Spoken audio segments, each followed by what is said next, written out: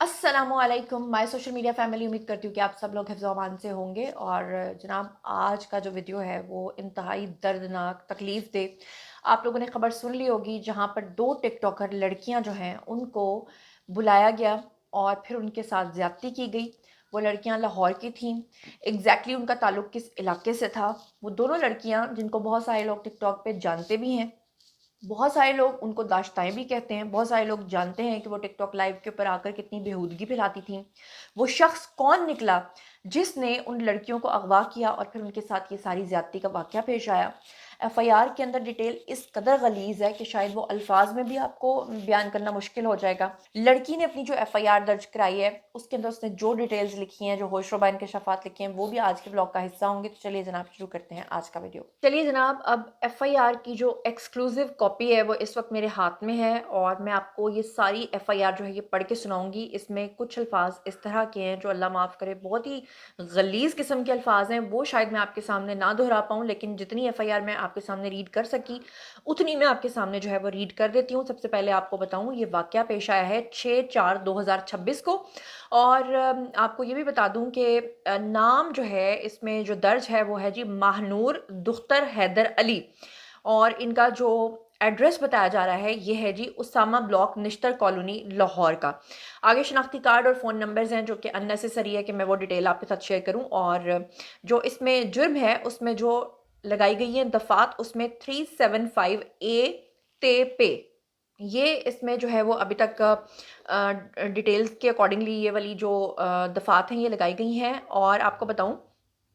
जाए वक़ुआ जो है वो भी लाहौर की लिखी हुई है और साथ में जो है वो आगे टेलीफोन नंबर्स लिखे हुए हैं, बैलेट नंबर लिखा हुआ है और दस्तखत इसके ऊपर अब्दुल गफ़ार नामी शख्स ने जो है वो किए हैं। इब्तदाई जो रिपोर्ट है उसके अकॉर्डिंगली ये जो लड़की है जिसने अपनी एप्लीकेशन दी है, जिसके साथ ये सारा वाक़या पेश आया है, दो लड़कियों के साथ, इन्होंने एसएचओ को दरख्वास्त देते हुए लिखा है कि जनाब एसएचओ साहब, थाना डिफेंस सी लाहौर, जनाब आली गुजारिश है कि मैं दर्ज झैल पता की रिहायशी हूँ। उस लड़की ने आगे लिखा हुआ है कि वो लड़की जो है उसने लिखा है कि इंस्टाग्राम पे ऑनलाइन प्रमोशन के वीडियोस बनाती हूँ और मुख्तलिफ ब्रांड्स जो हैं इंस्टाग्राम पे इस लड़की से रब्ता करते हैं। और ऐसे ही एक जुहेब नामी शख्स ने इसके साथ इंस्टाग्राम के ऊपर रब्ता किया और कहा कि आप हमारे लिए प्रमोशन कर दें और प्रमोशनल वीडियोज़ बना दें। उसने कहा कि ज़ुहैब नामी शख्स ने कहा कि आप हमारे स्टूडियो आ जाएँ और मुख्तलिफ ब्रांड्स की प्रमोशन के वीडियोज़ जो हैं वो हमने आपसे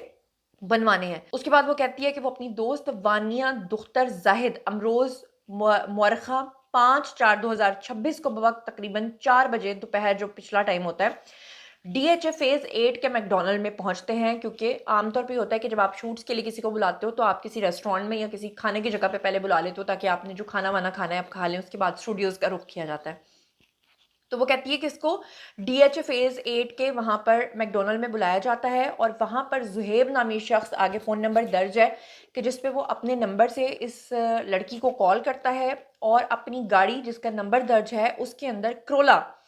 स्या रंग की उसमें बिठा लेता है और कहता है कि हमें अपने साथ DHA air Avenue flat number 11 floor number 3 के ऊपर वो ले जाता है। आगे एप्लीकेशन में वो लिखती है कि वो जगह जहां हमें स्टूडियो बताकर ले जाया गया वो जगह स्टूडियो नहीं थी बल्कि वो उसका कोई फ्लैट था। आगे वो लिखती है कि जैसे ही वो वापस निकलने लगी तो जुहेब ने काले रंग का जो टेबल है वो निकाल कर उसके सर पर दे मारा। आगे वो कहती है कि मुनीब उर्फ अब्दुस सबूर वल्द मोहम्मद मलिक जो है उसने दरवाज़ा बंद कर दिया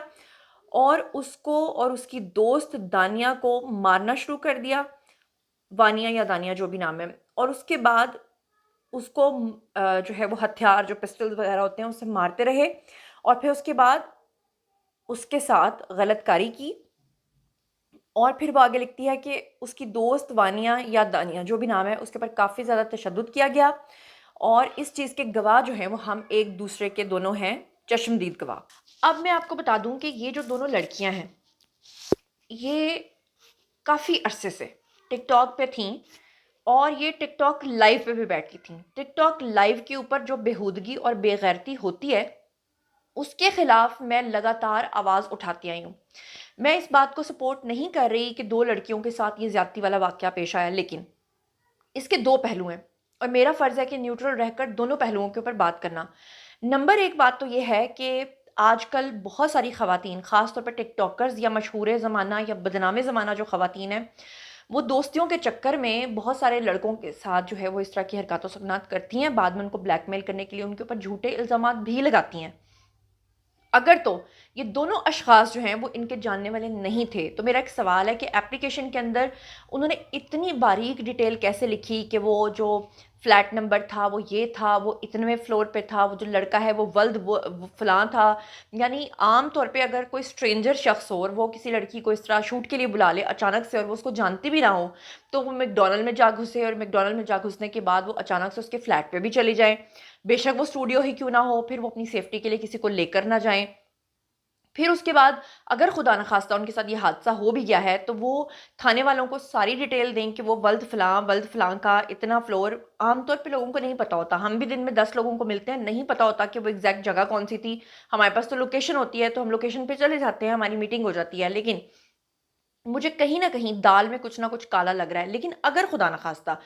جو کچھ بھی تھا وہ اس کے جاننے والے تھے یا نہیں بھی جاننے والے تھے، اس کے باوجود بھی کسی مرد کو یہ حق حاصل نہیں ہے کہ چاہے کوئی بدنام زمانہ ہے یا جو جیسی مرضی ہے کہ اس کو بلایا جائے اور خدا نخواستہ اس کے ساتھ ایسی کوئی بھی حرکت کر دی جائے۔ اب بہت سارے لوگ جو ہیں وہ اس بات پہ سوال اٹھا رہے ہیں کہ یہ کون سے والی ٹک ٹاکر ہیں، یہ اتنی مشہور نہیں ہے، ہم ان کو جانتے نہیں ہیں۔ تو میں آپ کو تھوڑا سا ریمائنڈ کرواتی ہوں، یہ ایک خاص ٹک ٹاک آپ کو یاد آ رہا ہوگا۔ آپ کو یاد ہوگا کہ آج سے کچھ عرصہ پہلے یہ جو خواتین ہیں، اور خاص طور پہ یہ ایک خاتون جس کی شکل آپ کو بڑی فیملیئر لگ رہی ہے، جس نے یہ اپلیکیشن دی ہے، یہ بہت زیادہ مشہور ہو گئی تھی، بہت زیادہ وائرل ہو گئی تھی ایک اپنے ٹک ٹاک کی وجہ سے، جس میں اس نے ٹک ٹاک کے اوپر لائیو آ کر لوگوں کو یہ بتایا تھا کہ کسی شخص کے ساتھ اس کی دوستی تھی، وہ شخص اس کو لگاتار پیسے دیتا رہا، پیسے کھلاتا رہا، اور اس میں جب رو رو کر اس نے بتایا کہ وہ خود بخود اپنے میرے اکاؤنٹ میں جو ہے پیسے جمع کرا دیتا تھا، اور اب وہ مجھ سے شادی کی ڈیمانڈ کر رہا ہے تو میں اسے شادی کیسے کر سکتی ہوں۔ تو لوگوں نے اس کو بہت زیادہ شدید تنقید کا نشانہ بنایا تھا کہ اچھا تم اتنی معصوم کیسے ہو سکتی ہو کہ ایک عرصے سے تم ایک بندے کو کھا رہی ہو، اور وہ اتنا بیوقوف شخص تھا کہ وہ بنا کسی وعدے وعید کے تمہارے اکاؤنٹ میں پیسے جمع کرائے جا رہا تھا، اور اب جب وہ تم سے ریلیشن شپ یا شادی کی ڈیمانڈ کر رہا ہے تو تم آ کے لوگوں کو رو کر یہ بتا رہی ہو کہ میں اس سے شادی کیسے کر سکتی ہوں۔ اس ٹک ٹاک کی وجہ سے بیسیکلی یہ خاتون جو ہے یہ بہت زیادہ مشہور ہوئی تھی۔ اچھا، اپلیکیشن میں کچھ اور لکھا ہوا ہے نام، لیکن یہ جو خواتین ہیں یہ سینوریٹا کے نام سے مشہور تھیں، اور کچھ لوگ کہہ رہے ہیں کہ ان کا اصل نام جو ہے ان میں سے ایک کا عائشہ بھی ہے۔ بہرحال وہاں تو ایک کا نام وانیہ بھی لکھا ہوا ہے۔ بہرحال اس خبر کے بعد سوشل میڈیا پر ایک نئی بحث نے جنم لیا ہے کہ جہاں پر دن بدن بڑھتی ہوئی بے حیائی، واہیاتی جو ہے اور فحش قسم کی گفتگو، اور یہ وہی خواتین ہیں جو رات کو لائیو سیشن کے اندر آ کے، لائیو ٹک ٹاک کے اوپر آ کر باقاعدہ طور پہ ان کو جو پنشمنٹس ملتی ہیں وہ اس قدر غلیظ اور گندی پنشمنٹس ہوتی ہیں کہ اگر میں آپ کو وہ پنشمنٹس دکھاؤں نا تو آپ حیران اور پریشان رہ جائیں گے کہ ان کو کس طرح کی غلیظ پنشمنٹس ملتی ہیں۔ ٹک ٹاک لائیو کے اوپر جو بے غیرتی، بےہودگی ہو رہی ہے، اس میں باقاعدہ طور پہ بیویوں کو سامنے لا کے شوہر جو ہیں وہ ایک دوسرے کی بیویوں کے بارے میں انتہائی غلیظ قسم کی باتیں کرتے ہیں،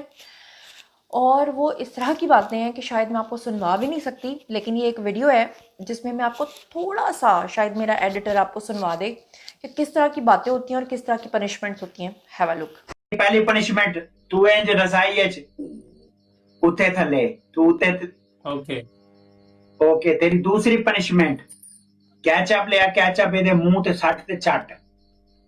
اوکے تیری تیسری پنشمنٹ پیچھے کھڑا ہو جا۔ جی تو جناب عالی، آپ نے سن لیا ہوگا، اور یہ پوری کنورزیشن میں آپ کو سنوا نہیں سکتی، اتنی بےہودہ ہے کہ میرے چینل کے لیے خطرہ ہے کہ بھی میں آپ کو اس طرح کی پوری بات کوئی سنوا دوں یا دکھا دوں، اس لیے میرے خیال سے اتنا ہی کافی ہے کہ آپ لوگ سمجھ جائیں کہ یہ لوگ کس طرح سے رات کو لائیو سیشن کے دوران اپنی بہن اور بیٹیوں کو بیچتے ہیں، اور گورنمنٹ اس کے اوپر خواب خرگوش کے مزے لے رہی ہے۔ پھر اس کے بعد ان خواتین کے ساتھ جب یہ سب کچھ ہوتا ہے تو پھر یہ ہوا کی بیٹیاں بن جاتی ہیں، اور اللہ معاف کرے، میں پھر بھی یہ نہیں کہتی، میں پھر بھی اس چیز کی سپورٹ نہیں کرتی کہ کوئی کسی کے ساتھ ایسا کرے، لیکن میں آپ کو 2 واقعات یاد دلانا چاہتی ہوں۔ آپ کو یاد ہوگا کہ اسلام آباد کے اندر وہ سامیہ حجاب نامی ایک خاتون سامنے آئی تھی جس نے یہ کہا تھا کہ ایک شخص نے گاڑی میں زبردستی اس کو بٹھا کے اس کے ساتھ زیادتی کی، اس پہ تشدد کیا، اور بعد میں کیا سمجھ میں آیا تھا، اصل کہانی کیا نکلی تھی، بالکل اس کے برعکس نکلی تھی کہ کیسے وہ اس شخص کو لوٹتی رہی، کیسے وہ اس سے پیسے کھاتی رہی، پروسٹیٹیوشن کرتی رہی، اور جب اس شخص نے اسے شادی کرنا چاہی تو وہ خاتون دبئی فرار ہو گئی، اور ہمارے سامنے، دنیا کے سامنے جناب وہ معصوم بن گئی، اور باہر جا کر بھی اب وہ یہی کام کر رہی ہے۔ اس کے علاوہ آپ کو ایک اور واقعہ یاد ہوگا، جب آپ کو یاد ہوگا کہ عائشہ اکرام یا ایک اکرم نامی ایک خاتون تھی جس کے بھائی بن گئے تھے وہ یاسر شامی اور اقرار الحسن، اور وہ یاد ہے نا وہ تصویر آپ کو بڑی مشہور ہے زمانہ جہاں پہ دونوں اس کے سر پہ ہاتھ رکھ رہے تھے، اور کیا ہوا تھا، وہ خاتون بھی داشتہ تھی، وہ خاتون بھی یہی کام کرتی تھی، وہ خاتون بھی ٹک ٹاکس بناتی تھی، اور اس خاتون نے خود لوگوں کو بلایا کہ میں مینار پاکستان جا رہی ہوں، آپ لوگ بھی آ جائیں۔